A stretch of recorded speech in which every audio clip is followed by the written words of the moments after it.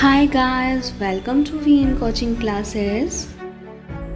Being negative only makes a difficult journey more difficult. You may be given a cactus, but you don't have to sit on it.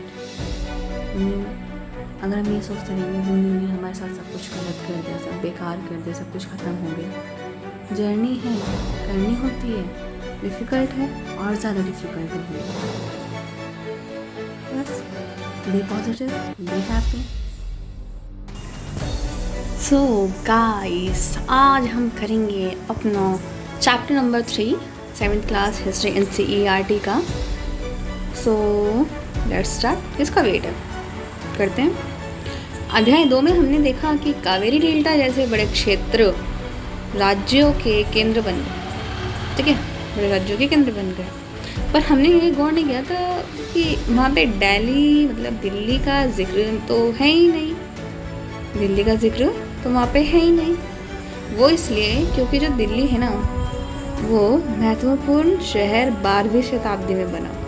ठीक है, पहले तो तोमर राजपूत आए, उनको हरा के फिर चौहान आए, जिसको चहमान भी बोला जाता है। ठीक है, और इन्हीं के काल में ना दिल्ली एक वाणिज्य का एक महत्वपूर्ण केंद्र बन गया। वाणिज्य मतलब बिजनेस। इस शहर में बहुत सारे समृद्धशाली जैन व्यापारी रहते थे। जैसे हमने आपको 6th क्लास की NCERT में बताया था कि जो जैन है ना, वो मोस्टली व्यापार ही करते हैं। ठीक है, और उससे भी इम्पोर्टेंट चीज़ यहाँ दहली वाल कहे जाने वाले सिक्के भी ढाले जाते थे। ठीक, और जो काफ़ी प्रचलन में थे, जैसे आज के टाइम पे रुपया है। और इधर पिक्चर में मिलता है हमें दिल्ली शहर का मैप, उस टाइम की कुछ इम्पोर्टेंट सिटीज़। यहाँ पर एक ये तालिका दी जा रही है, इसको बहुत ध्यान से देखना, क्योंकि यहाँ पे जो मुग़ल शासन है, उससे पहले का चौहान शासन है, ठीक है, ये बहुत ज़्यादा इम्पोर्टेंट हो जाते हैं। मध्यकालीन भारत में मुग़ल शासन सबसे इम्पॉर्टेंट है, और जो अब यहाँ से स्टार्ट हो रहा है। जी, राजपूत वंश कौन कौन से थे पहले हमने जैसे कि अभी पढ़ा है, तोमर और चौहान। तोमर में अनंगपाल इम्पॉर्टेंट, और चौहान पृथ्वीराज चौहान, जिसके बारे में बहुत सुना भी है, उनके ऊपर अभी मूवी भी आई है, बहुत ज़्यादा इम्पॉर्टेंट है। उसके बाद आते हैं तुर्की शासक। यहाँ पे एक छोटा सा ओवरव्यू देख लीजिए कि मुग़ल काल से पहले कुछ इम्पॉर्टेंट 4-5 वंश भी आए हैं। बहुत ज़्यादा इम्पॉर्टेंट है ये, क्योंकि दिल्ली को दिल्ली बनाने में, जिसको आज हम बोलते हैं कि heart of India, Delhi Bharat का दिल बनाने में इस टाइम में बहुत इम्पॉर्टेंट रोल रहा है। ठीक, आज धीरे धीरे हम इन वंशों के बारे में पढ़ेंगे। प्रारंभिक तुर्की शासक 1206 से लेके 1290 तक कुतुबुद्दीन ऐबक, जिसको लाख बख्श भी कहा जाता था, क्योंकि ये लाखों का दान ऐसे ही दे देता था। ठीक, फिर इनका गुलाम कौन, इल्तुतमिश, वो राजा बना। इल्तुतमिश के बाद रजिया सुल्तान दिल्ली की सुल्तान बनी, और इनके ऊपर बहुत क्वेश्चन भी पूछा जाता है कि दिल्ली सल्तनत की पहली महिला शासक कौन थी, रजिया सुल्तान। उनके बाद बस ये दरअसल 4 साल तक ही शासन कर पाई थी, क्योंकि उस टाइम इस टाइम भी ये है कि लड़कियां लड़कों से कम होती है वाला सीन, जो आज के टाइम में भी है, उस टाइम भी बहुत ज़्यादा था। तो इन्होंने 4 साल शासन किया, बट बहुत अच्छा किया। उसके बाद आया गयासुद्दीन बलबन। यहाँ इस पिक्चर में है इल्तुतमिश का मकबरा।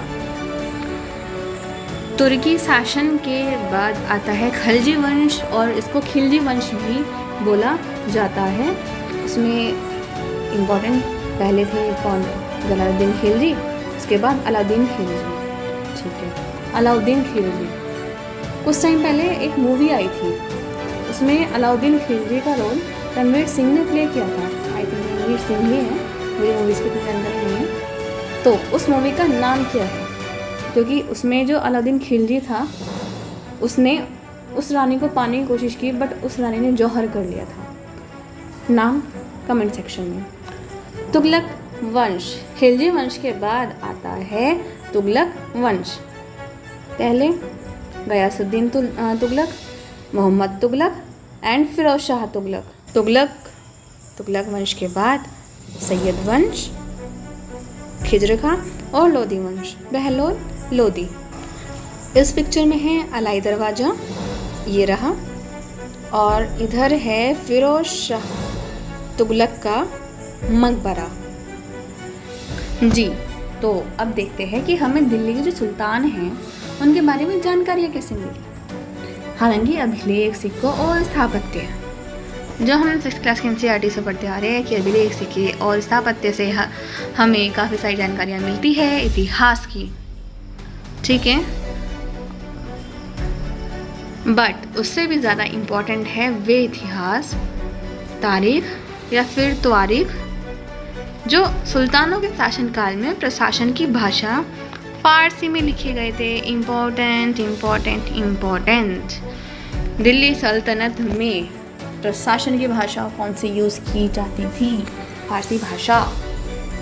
और यहाँ पर पिक्चर में बताया गया है कि पांडुलिपि को तैयार करने के कौन कौन से 4 चरण थे। कागज़ को तैयार करना, लेखन कार्य, उस पर लिखना, महत्वपूर्ण शब्दों और अनुच्छेदों की ओर ध्यान आकर्षित करने के लिए सोने को पिघला कर उसका प्रयोग करना, उसकी जिल्द तैयार करना, मतलब ऊपर का कवर तैयार करना।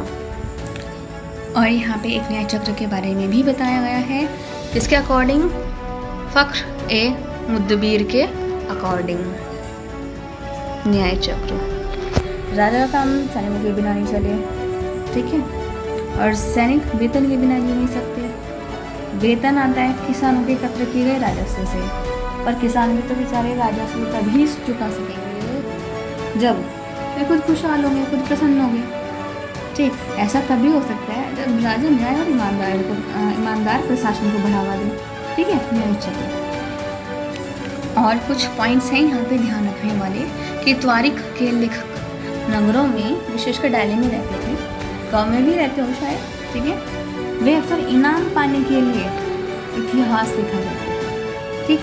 ये लेखक अक्सर शासकों को जन्म सिद्ध अधिकार, जन्म सिद्ध मतलब जन्म से, और लिंग भेद पर आधारित मतलब स्त्री पुरुष पर आधारित आदर्श समाज की व्यवस्था बनाए रखने की सलाह देते थे। बट उनके विचारों से हर कोई सहमत नहीं होते थे, मैं भी नहीं हूँ।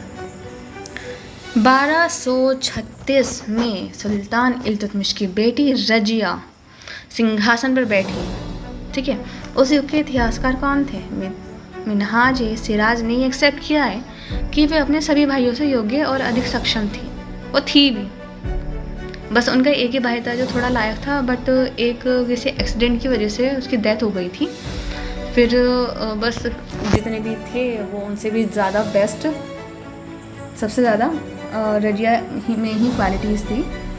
फिर भी क्या था कि वो योग्यता और सक्षम तो थी, मतलब क्वालिटीज़ पूरी थी, एबिलिटी पूरी थी राज्य संभालने की, पर वो कौन, उसके जितने भी मतलब मंत्री थे वो उसको शासक के रूप में मान्यता नहीं दे पा रहे थे। क्यों? क्योंकि वो एक फीमेल थी। दरबारी जन भी उनके स्वतंत्र रूप से शासन करने की कोशिशों से प्रसन्न नहीं थे। सन 1240 में उसे सिंहासन से हटा दिया गया। इसके पीछे बहुत अच्छी स्टोरी है।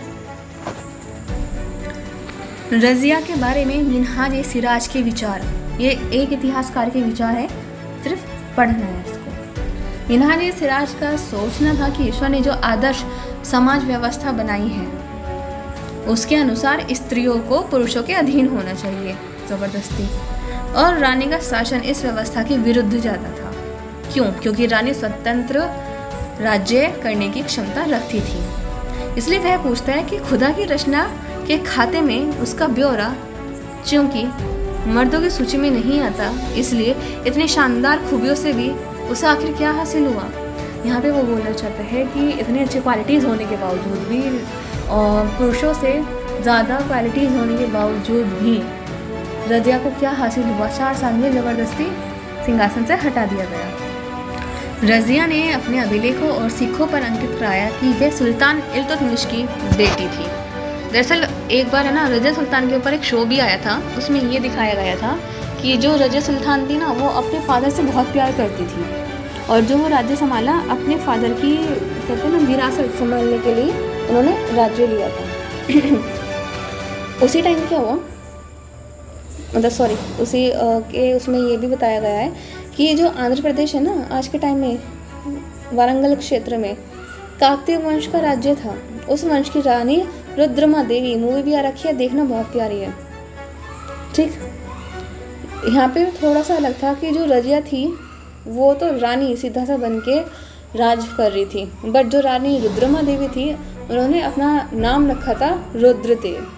ठीक है, तो रुद्रमा देवी ने अपने अभिलेखों में अपना नाम पुरुषों जैसे लिखवाकर अपने पुरुष होने का भ्रम पैदा किया। ठीक है, यहाँ पे और एक और महिला शासक के बारे में बताया गया है, कश्मीर की रानी दिद्दा। कश्मीर की रानी दिद्दा 1980 से 1003 तक उन्होंने शासन किया और उनका नाम दीदी मतलब बड़ी बहन से निकला है। और ये बोला जाता है कि जो ये संबोधन है ना प्रजा ने दिया था अपनी प्रिय रानी को स्नेह भरा संबोधन देने के लिए। ये वो महिलाएं थी जो आदर्श समाज है ना कि स्त्रियों को पुरुषों के अधीन होना चाहिए, उनसे हटके काम करती थी। यहाँ पे एक टर्मिनोलॉजी निकल के आती है गैरिसन शहर। ठीक है, गैरिसन शहर किसको बोलते हैं? किले बंद बसाव जहाँ सैनिक रहते हैं। ठीक है, और भीतरी प्रदेश किसी शहर या बंदरगाह के आसपास के इलाके जो उस शहर के लिए वस्तुओं और सेवाओं की पूर्ति करते हैं। यहाँ पे एक ही मैप दिया गया है उस टाइम का। किस टाइम का? जिस टाइम इल्तुतमिश ने राज्य किया और उसके द्वारा जीते गए कुछ राज्य ये रहे।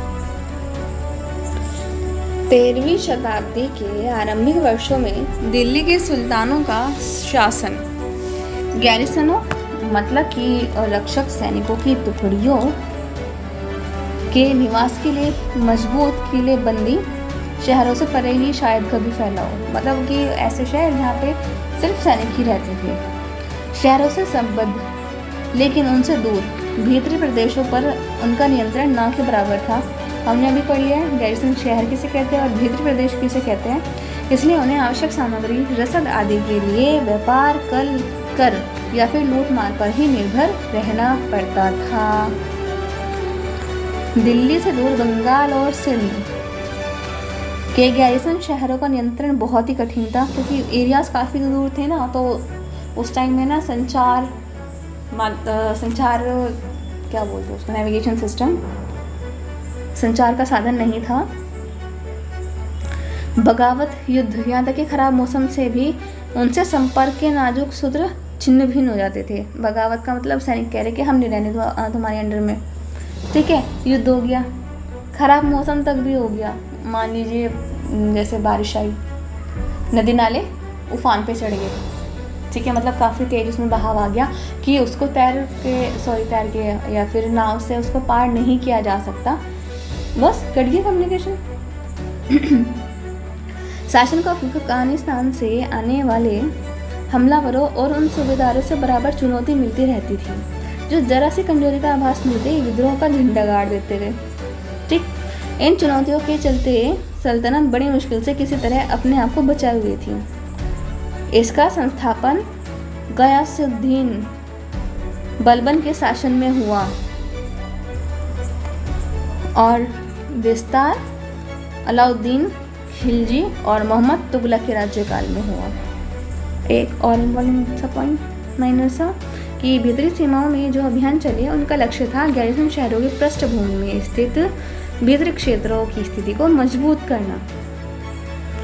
इनके दौरान क्या हुआ, गंगा और यमुना के दोआब से जंगलों को साफ कर दिया, शिकारी संग्राहकों और चरवाहों को उनके पर्यावास से मतलब उनके घरों से उनको निकाल दिया गया।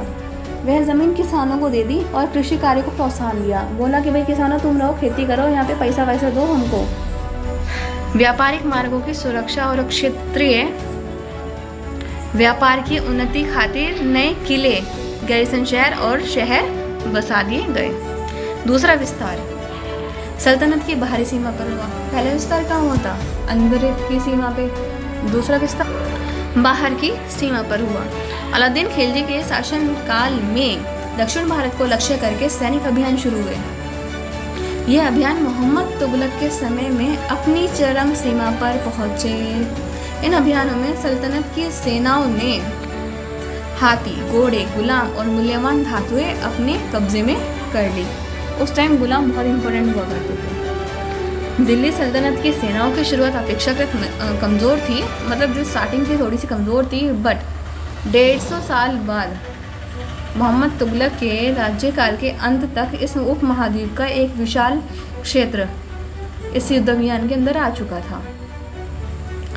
शत्रुओं की सेनाओं को परास्त किया और इसके जो सूबेदार और प्रशासक मुकदमों में फैसला सुनाते थे, साथ ही किसानों से कर भी वसूल करते थे। ठीक है, जो सूबेदार और प्रशासक थे ना, वो मुकदमों में फैसले सुनाते थे और किसानों से कर वसूल करते थे। इस मैप में बताया गया है युद्ध अभियानों के बारे में जो दक्षिण भारत को लक्ष्य करके बनाए गए थे, किए गए थे। दिल्ली से वारंगल, ठीक है, काकतीय साम्राज्य। दिल्ली से देवगिरी, दिल्ली से चित्तौड़, रणथंभौर, गुजरात। दिल्ली से देवगिरी गए, देवगिरी से 2 जगह, वारंगल और होयसल। ठीक है, होयसल से मदुरई, फिर तंजावुर। ये था दक्षिण भारत को केंद्र करके अभियान चलाना। कौन से? युद्ध अभियान चलाना, दक्षिण भारत के एरियाज को भी अपने अंडर में करने के लिए। और यहाँ पर ये देखिए पिक्चर, इस पिक्चर में क्या है कि 12वीं सदी के आखिरी दशक में, ठीक है, आखिरी के 10 सालों में 12वीं सदी के जो कुव्वत अल इस्लाम मस्जिद और उसकी मीनारें हैं जो यहाँ पर आपको दिखाई गई है, ये है जामा मस्जिद दिल्ली के सुल्तानों द्वारा बनाए गए सबसे बड़े शहर में स्थित है। इतिहास में इस शहर को इम्पोर्टेंट टहली ए कुहना, मतलब पुराना शहर कहा गया है। इस मस्जिद का इल्तुतमिश और अलाउद्दीन खिलजी ने और विस्तार किया, मतलब इसको और बड़ा बनवा दिया। और मीनार तीन सुल्तान अलाउद्दीन ऐबक, इल्तुतमिश और फिरोज शाह तुगलक द्वारा बनाई गई। और ये है बेगमपुरी मस्जिद। एक वर्ड दिया गया है मस्जिद, ठीक है, तो वैसे तो कुछ लोगों को पता भी होगा, बट इसमें बहुत अच्छे से इलैबोरेट करके बताया गया है। यह एक अरबी भाषा का शब्द है जिसका शाब्दिक अर्थ है ऐसे स्थान जहाँ पे मुसलमान अल्लाह की आराधना में सजदा किसे बोलते हैं? घुटने और माथा टेक कर करते हैं। और जामा मस्जिद वह मस्जिद होती है जहाँ अनेक मुसलमान एकत्र होकर एक साथ नमाज पढ़ते हैं और नमाज की रस्म के लिए सारे नमाजियों में से सबसे अधिक सम्मानीय और विद्वान पुरुष को इमाम या फिर नेता के रूप में चुना जाता है। और इमाम मतलब जो नेता होते हैं शुक्रवार की नमाज के दौरान धर्मोपदेश मतलब खुतबा भी देते हैं। नमाज के दौरान मुसलमान मक्का की तरफ मुंह करके खड़े होते हैं और भारत में मक्का पश्चिम की ओर पड़ता है, तो मक्का की ओर की जो दिशा होती है ना उसको किबला बोलते हैं। मतलब जैसे हमारे यहाँ बोलते हैं ना उत्तर दक्षिण पूर्व पश्चिम, तो ये लोग क्या बोलते हैं, उस दिशा को बोलते हैं किबला। ये कुछ और पिक्चर्स मौत की मस्जिद,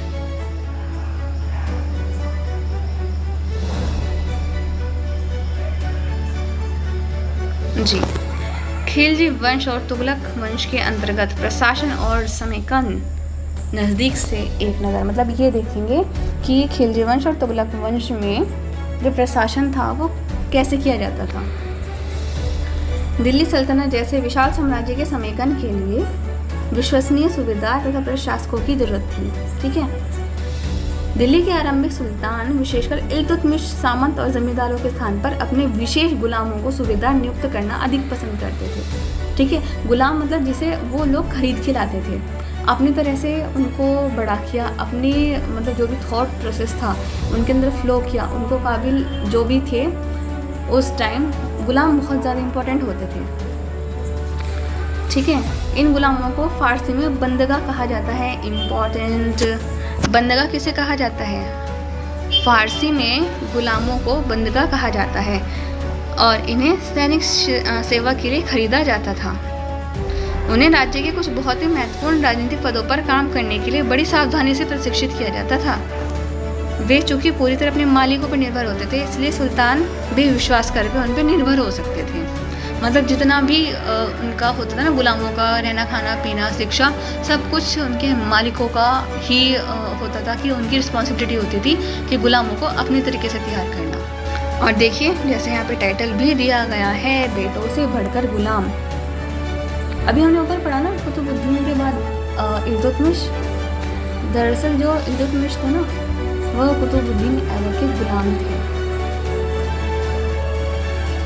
और यहाँ बेटों से बढ़ के गुलाम, इसलिए वो ज़्यादा रिलायबल हो नहीं सकते। खलजी और तुगलक शासक बंदगा का इस्तेमाल करते रहे और साथ ही अपने पर आश्रित, मतलब जो अपने ऊपर अधीन हों, निम्न वर्ग के लोगों को भी ऊंचे राजनीतिक पदों पर बिठाते थे। ऐसे लोगों को सेनापति और सूबेदार जैसे पद दिए जाते थे, लेकिन इससे राजनीतिक अस्थिरता भी पैदा होने लगी थी। दरअसल गुलाम और आश्रित अपने मालिकों और संरक्षकों के प्रति तो वफादार रहते थे, मगर उनके उत्तराधिकारियों के लिए नहीं। मतलब जैसे कोई भी एक राजा है, उसने अपना गुलाम खरीदा, तो गुलाम कहता था कि भाई आपने खरीदा है, आपने सब कुछ किया है, तो मैं आपके लिए वफादार रहूँगा। इस चीज़ की कोई गारंटी नहीं है कि मैं आपके बच्चों के लिए भी वफादार रहूँगा। नए सुल्तानों के अपने नौकर होते थे और किसी नए शासक के सिंहासन पर बैठते ही प्राय नए और पुराने सरदारों के बीच में क्या हो जाती थी? टकराहट शुरू हो जाती थी। ठीक है। सुल्तानों द्वारा निचले तबके के लोगों को संरक्षण दिए जाने के कारण उच्च वर्ग के कई लोगों को गहरा धक्का भी लगता था। कहते थे ना कि उच्च जात का है, नीची जात का है, ठीक है, और भाई अपनी नीची जात का है, इतना अच्छा पद दे दिया, हमारा कुछ नहीं, वो वाला सिस्टम। ठीक है। और फारसी तारीख के लेखकों ने निचले खानदान के लोगों को ऊंचे पदों पर बैठाने के लिए दिल्ली के सुल्तानों की आलोचना भी की। पहले सुल्तानों की तरह ही खलजी और तुगलक शासकों ने भी क्या किया? सेना नायकों को विभिन्न आकार के इलाकों, मतलब किसी को बड़ा किसी को छोटा, सूबेदार के रूप में नियुक्त किया। और ये इलाके इंपॉर्टेंट पॉइंट क्या कहलाते थे? इक्ता।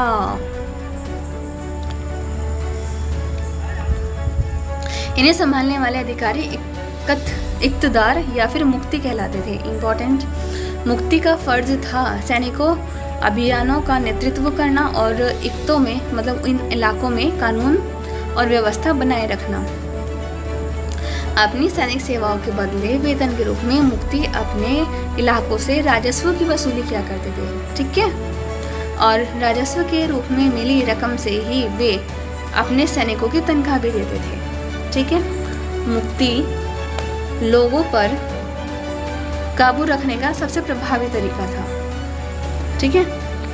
और यह पद वंश परंपरा से ना चले तो कोई भी एकता, इसलिए थोड़े थोड़े समय के लिए मिलते थे, उन ट्रांसफर कर दिया जाता था।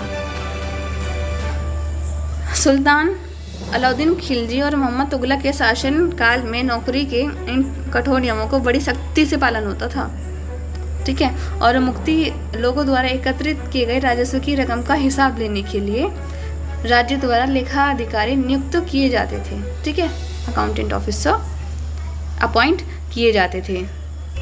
और इस बात का भी ध्यान रखा जाता था कि जो मुक्ति था ना, वो राज्य द्वारा जो निर्धारित टैक्स है ना भाई, उतने ही वसूले, ज़्यादा ना वसूल ले, और जितनी नीड है, जितना बताया गया है, उतने ही सैनिक रखे। जब दिल्ली के सुल्तान शहरों से दूर आंतरिक इलाकों को भी अपने एरिया में ले ना, तो उन्होंने क्या किया कि जो सामंत और अमीर जमींदार थे ना, उनको भी ये बोल दिया कि यार सरेंडर कर दो, और भू राजस्व के निर्धारण और वसूली, ठीक है, लैंड जो लैंड पे टैक्स लगता है ना, वो भी अपने कंट्रोल में ले आए और स्थानीय सामंतों से कर लगाने का अधिकार भी छीन लिया।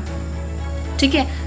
पहले के राज्य प्रशासन में क्या होता था कि भाई छोटे छोटे इलाकों में सामंतों को दे दिया और वो कह दिया कि भाई तुम ये टैक्स वसूल करो।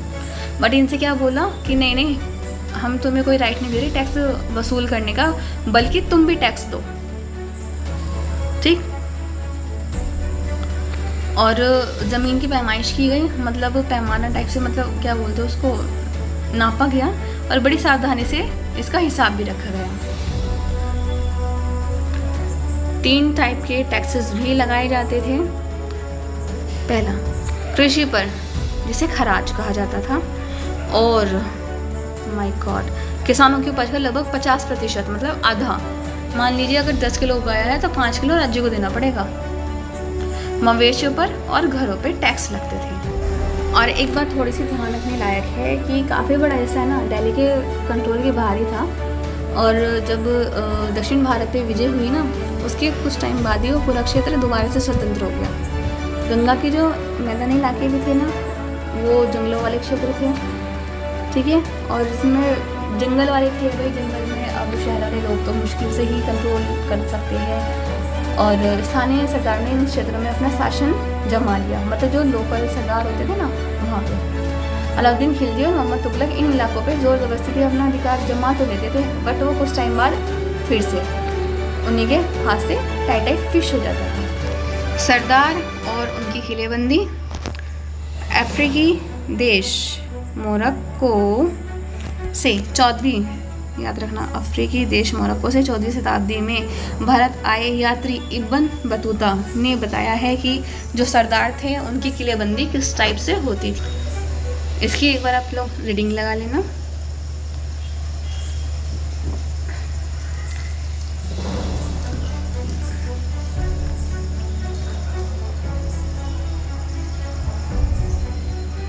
अब आता है चंगेज़ खान का नंबर। चंगेज़ खान के नेतृत्व में मंगोलों ने 1219 में उत्तर पूर्वी ईरान में ट्रांस ऑक्सियान, मतलब आधुनिक उज्बेकिस्तान है ना, वहाँ पे अटैक कर दिया, और उसके बाद ही दिल्ली सल्तनत को उसका धावा झेलना पड़ा, मतलब फिर दिल्ली पे अटैक कर दिया। और जब तुगलक और खिलजी वंश है, इनके स्टार्टिंग में बहुत ज़्यादा टैक्स बढ़ गए। जब इनके चंगेज़ खान के मंगोलों के ज़्यादा टैक्स बढ़ गए तो उन्होंने क्या किया, भाई मजबूरी थी बड़ी सेना रखना। अब बड़ी सेना को वही रखना भी है, उसका सब कुछ देखना है, कंट्रोल करना थोड़ा सा मुश्किल होता था ना, तो उन्होंने कंट्रोल कैसे कैसे किया, ठीक है। अलाउद्दीन खिलजी और मोहम्मद तुगलक, क्योंकि हम यहाँ पे अभी 2 वंशों के बारे में पढ़ रहे हैं ना, अलाउद्दीन खिलजी और मोहम्मद तुगलक के बारे में। इन्होंने ऐसा क्या क्या किया कि मंगोलों से अपनी दिल्ली सल्तनत को बाहर रखा। अलाउद्दीन खिलजी 2 बार अटैक हुए, ठीक है। इनका सामना करने के लिए अलाउद्दीन ने एक विशाल स्थायी सेना खड़ी कर दी, ठीक है। मोहम्मद तुगलक के शासन के प्रारंभिक वर्षों में सल्तनत पर हमला हुआ और मंगोल सेना परास्त हो गई। मोहम्मद तुगलक को अपनी सेना की शक्ति पर, अपने संसाधनों पर इतना विश्वास था कि उसने ट्रांस ऑक्सियाना पर आक्रमण की योजना बना ली। ट्रांस ऑक्सियाना मतलब अभी करंट का उज्बेकिस्तान, और एक स्थायी सेना उसने खड़ी कर दी। नेक्स्ट, अलाउद्दीन ने क्या किया, अपने सैनिकों के लिए सीरी नामक एक नया गैरिसन शहर बनाया, ठीक। और मोहम्मद तुगलक ने क्या किया, अभी गैरिसन शहर बनाने के स्थान पर दिल्ली के 4 शहरों में सबसे पुराने शहर दिल्ली के कोहाना को निवासियों से खाली करवाकर वहाँ सैनिक छावनी बना दी, और दक्षिण में जो नई राजधानी बनाई थी ना, दौलताबाद भेज दी, ठीक है। अलाउद्दीन खिलजी ने क्या किया कि भाई अपने सैनिकों का पेट भरने के लिए गंगा यमुना के बीच की भूमि से कर के रूप में इकट्ठा किया। क्यों? क्योंकि वहाँ पे ना खेती बहुत अच्छी होती है, ठीक है।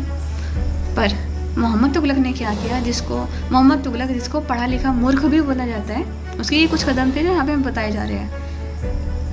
पहले क्या किया, उसने लोगों को दौलताबाद भेज दिया।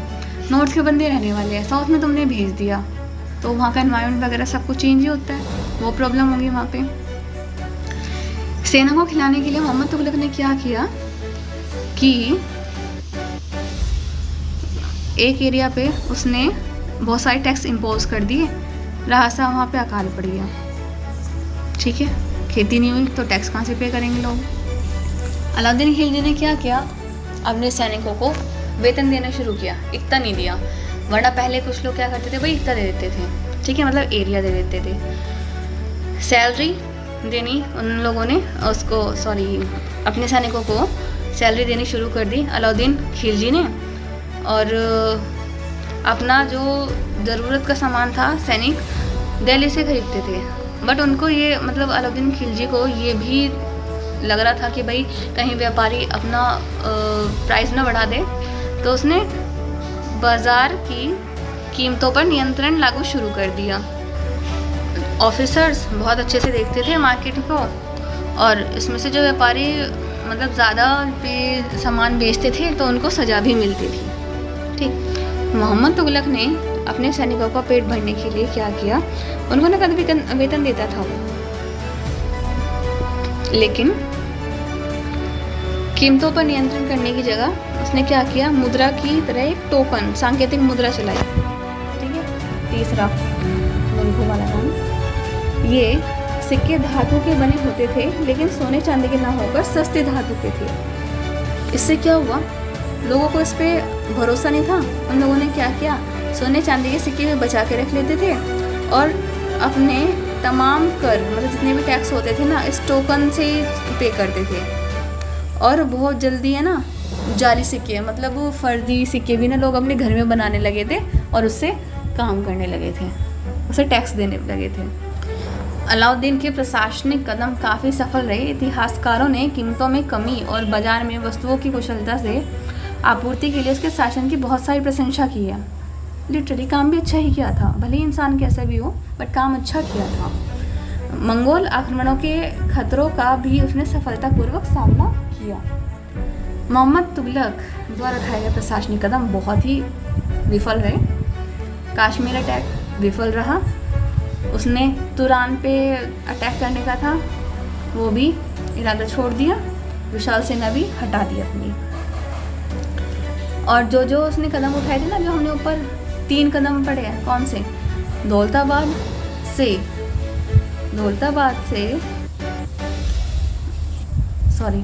दिल्ली से दौलताबाद लोगों को भेज दिया, पहला। दूसरा, गंगा यमुना में के दोआब में कर में वृद्धि, उस टाइम वहाँ पे अकाल भी पड़ गया था, ठीक है। और तीसरा क्या, टोकन मुद्रा।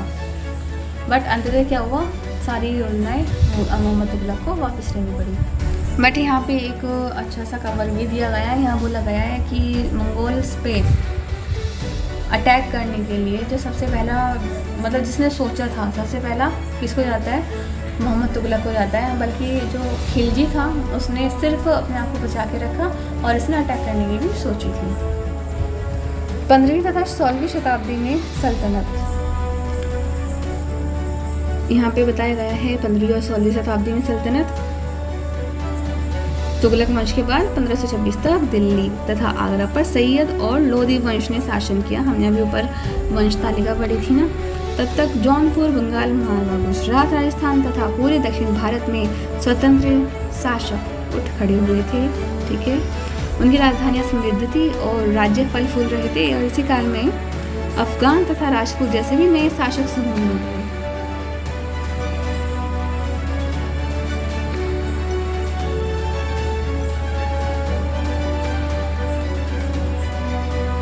फिर उस टाइम बाद अकबर ने मुग़ल साम्राज्य को समेकित किया और जो नीतियाँ प्रशासन व्यवस्था को चलाने के लिए शेरशाह ने अपना रखी थी, अकबर ने भी वही फॉलो की। यहाँ पे एक अन्यत्र दिया गया है, एक बार आप लोग इसकी रीडिंग कर लेना।